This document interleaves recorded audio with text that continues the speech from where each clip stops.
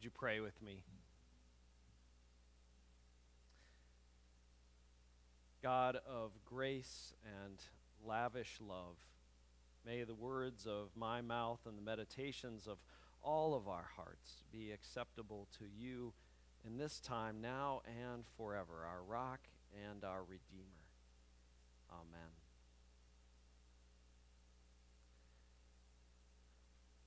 I always thought one of the characteristics of a good teacher was to be able to adapt on the fly and to be able to ask the right question at the right time. Now, I had some wonderful teachers, and I've had some wonderful pastors and youth pastors who have been teachers. And my mentor and our former pastor here at Cottage Grove UCC, Obed Hoffland, I felt was a wonderful teacher. But my father, who is not a teacher, a professional teacher, I felt also did a wonderful job of asking the right questions at the right time. Especially in my life when I was questioning things in my own life, or when I was on the cusp of a transition in my life, my dad was always there to sort of guide me and in some ways goad me with the right questions. But sometimes asking the right questions also means leaving an opportunity for us to sit with those questions before we try and answer them for somebody.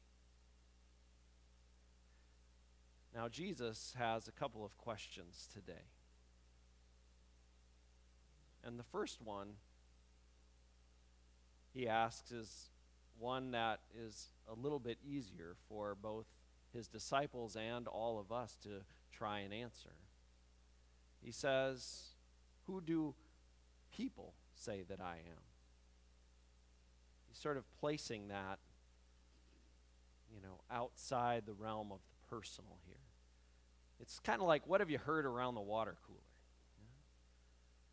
What are you hearing out there on Facebook and Twitter? Who are people saying that I am? Well, the disciples will easily jump into those answers, right? Because they've heard them. Well, some say you're John the Baptist. Some say you're Elijah. Some say you're another prophet. It's real easy, right? Because we're not saying anything that we think. We're saying what somebody else has said. Now, here's where the good teacher in Jesus comes around. He reframes the question. He understands that this answer that he's received is not the personal answer from those who know him the best. He knows this is the cultural answer. So he reframes the question. He modifies it, but just slightly.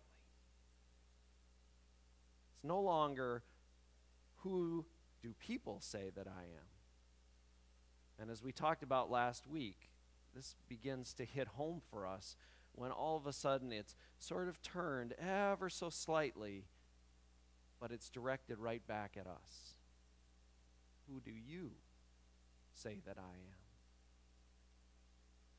Then you kind of hear the crickets chirping, don't you? I mean, the way Mark writes, it's like everything is happening bing, bang, boom. Mark is just about the facts, right? He doesn't have a lot of fluff in there, not a lot of extra story. So we go from one thing to the next to the next.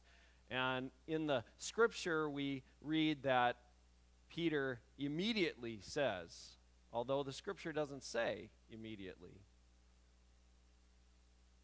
but it seems like it moves from Jesus' question right to Peter's answer, right? But I think that we can leave a pause there. That has the disciples thinking. because we don't have that immediately hear those same answers. Oh, you're John the Baptist reborn. You're Elijah come back. You're a different prophet. No, all of a sudden we're thinking,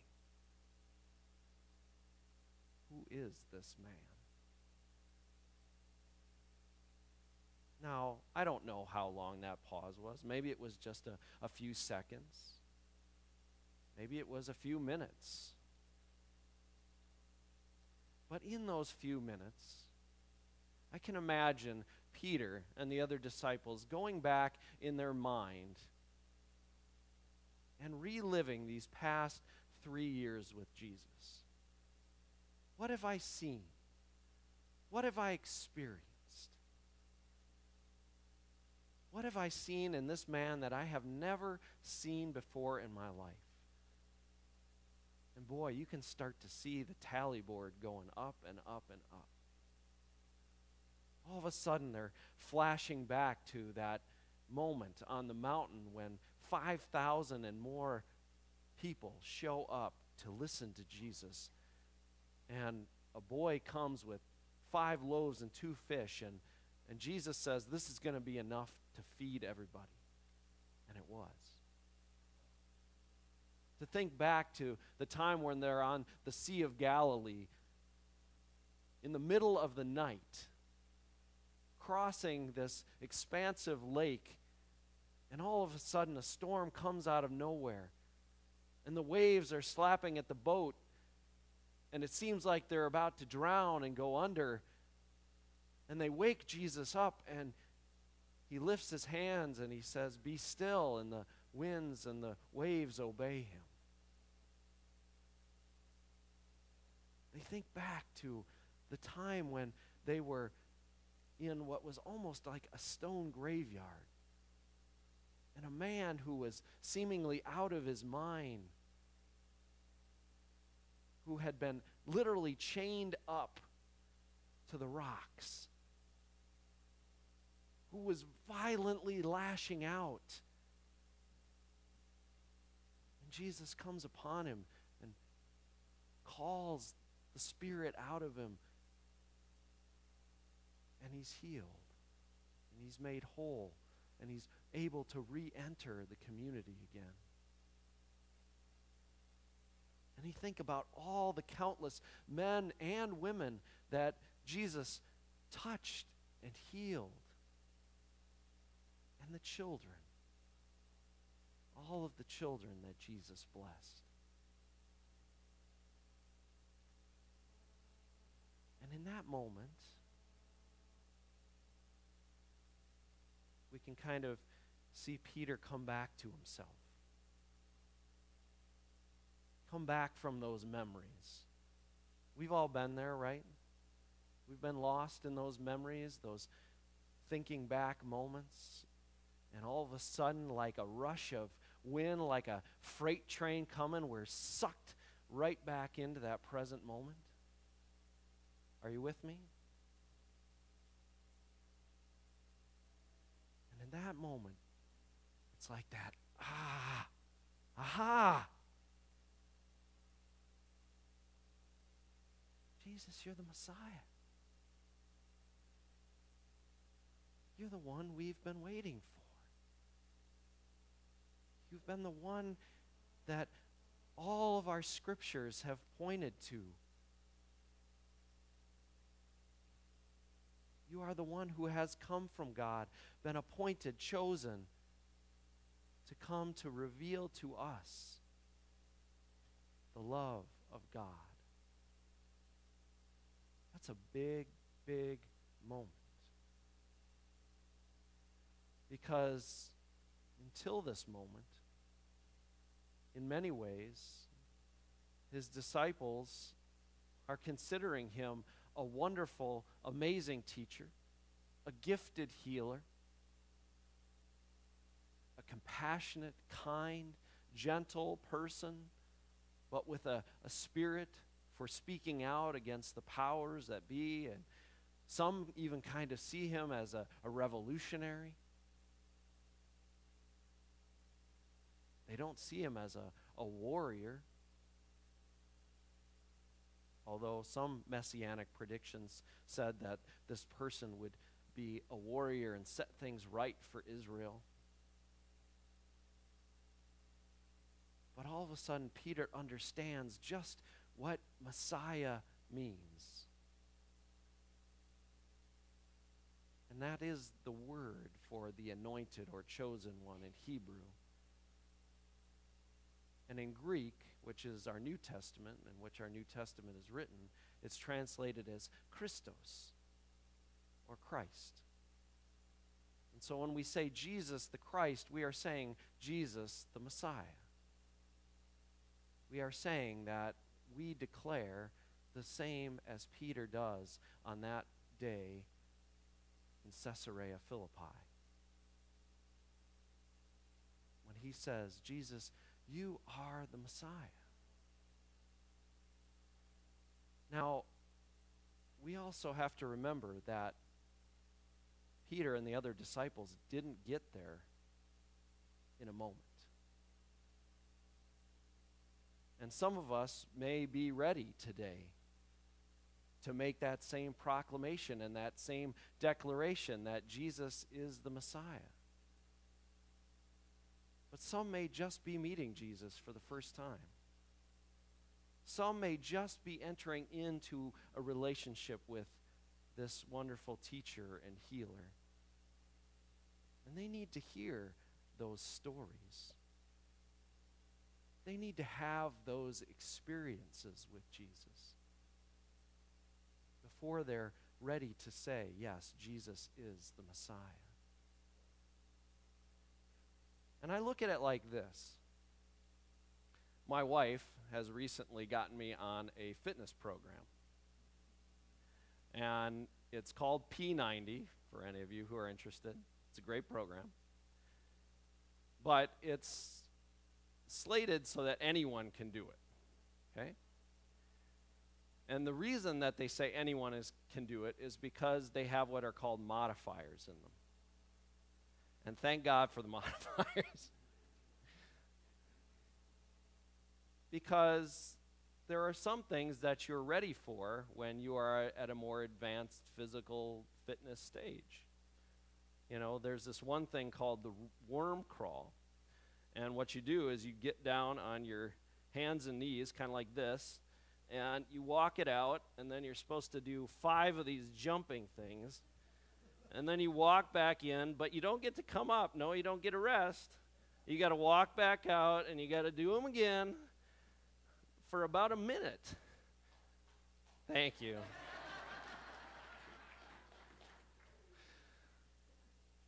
But that's 20 minutes into the workout.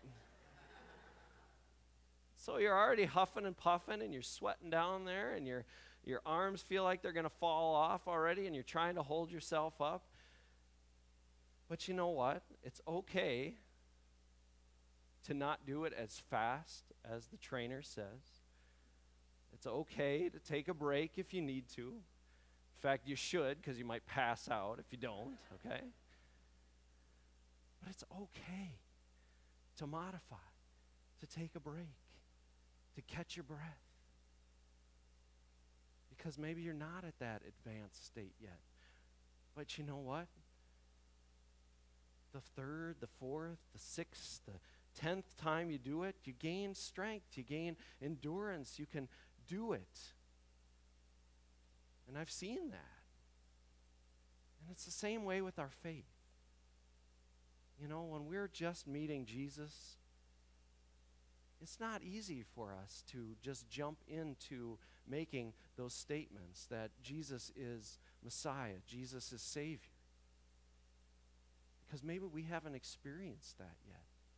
Maybe we haven't heard the testimony and the witness. We haven't had the personal experience yet.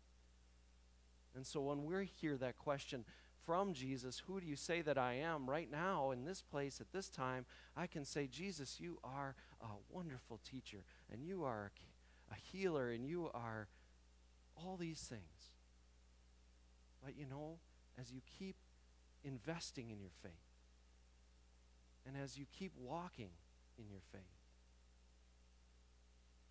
And as I keep walking in my faith, as we all do, continue to keep that question in front of us, because I think and I hope and I pray that at some time, at some moment, we will have that Peter moment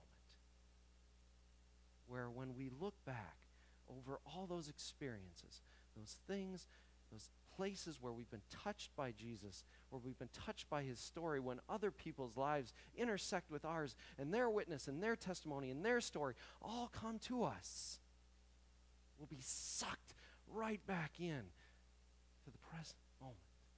And we can say, aha, Jesus, you are the Messiah. Now, there's another piece to Scripture in this story that sometimes has me kind of baffled. Maybe it does you too. Because Peter has this aha moment, and then Jesus says, what? Don't tell anybody. What? Come on, really, Jesus? I just had this breakthrough. I want to go shout it to the world. You know, it's like, I just finished all those worm jumps. I want to tell you about it. Don't tell anybody. Okay, why? Well, I have a colleague, a friend in the UCC. Her name is Emily Heath, and she wrote about this particular thing. And as I read it again, I said, well, I'm not going to be able to say it any better, so I want to share her words with you. She says, there's always been one thing about that passage we read this morning, the same one we read, that has always bothered me. When Peter answers correctly, when he says, you're the Messiah, Jesus tells them all, not just Peter, but all of the disciples. So don't let it leak out. Don't tell anybody. Now, I think there were a lot of reasons for that. Some had to do with where he was heading. We know he was heading towards Jerusalem and to the cross, and his own coming death and resurrection. But I wonder if there was another meaning there too. I wonder if Jesus said that because he wanted people to find out for themselves, I wonder if he said that because he didn't want us to take the shortcuts to the right answers instead of really getting to know him. I wonder if he said that to discourage generations of followers who came later from taking the easy route, from just buying into the sound bites about faith that they hear all around them. I wonder if he said that because he wanted to make that journey with us, and because he was our companion on the road to that answer and not just our destination. I think profound words to think about as we leave this week. Amen. Amen.